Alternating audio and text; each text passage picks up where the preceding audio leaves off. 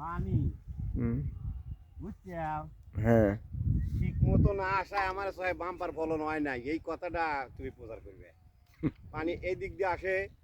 না আসার কারণে ধান অনেক নষ্ট হয় এমন ধান আসলে এটা সত্যি কথা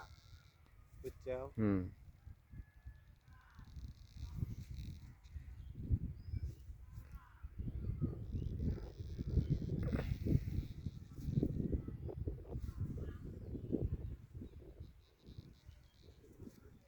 তাছাড়া এমন ধান আমার সবাই ভালোই হয় পানি ঠিক মতো আসতো এমন অবস্থা হয়েছে যে এই ধান